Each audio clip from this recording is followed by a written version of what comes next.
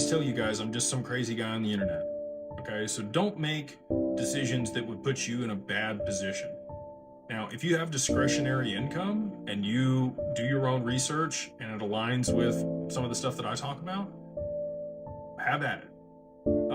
I think, you know, and I stated this multiple times in the lives. I didn't want people to be over leveraged, and I think that's the reason people were upset, and I can see why they would be.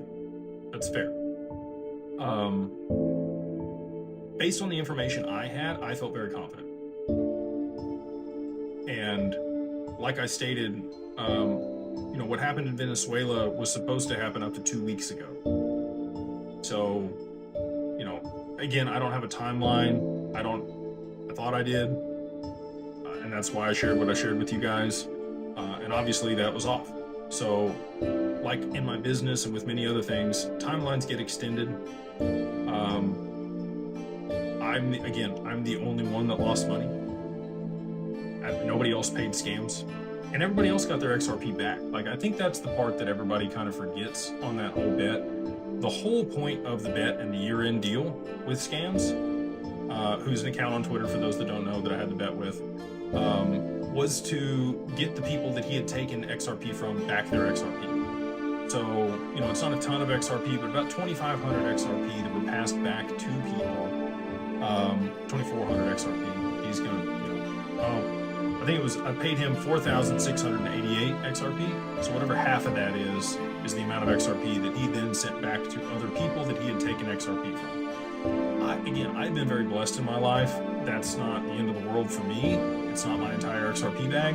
And so for me to be able to give back to those people, because not everybody, again, has a decent income where they can accumulate a ton of this stuff.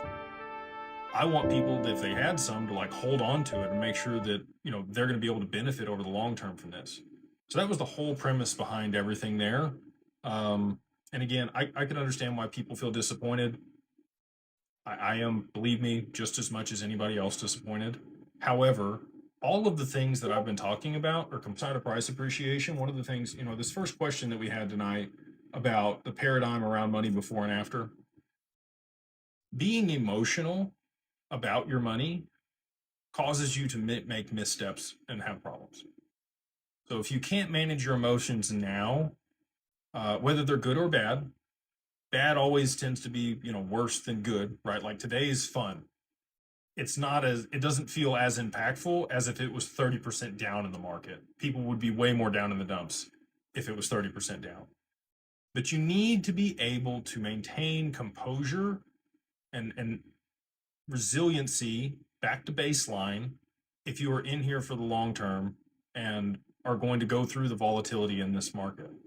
So I think a lot of people, I know there's been multiple people that have reached out that actually have thanked me for stating what I did, because they got to a goal, they pushed themselves financially and got to a goal and accumulated more XRP than they thought they were going to, and now we're up 30%. So again, that's just today that we're up 30%. Tomorrow it could go back down. There's going to be things that are volatile, but I think, at the end of the day, I don't know if it's a net positive or net negative. I'm going to learn from it.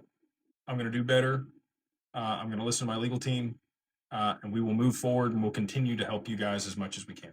So, not sure if that's the answer that you wanted, but that's what I got.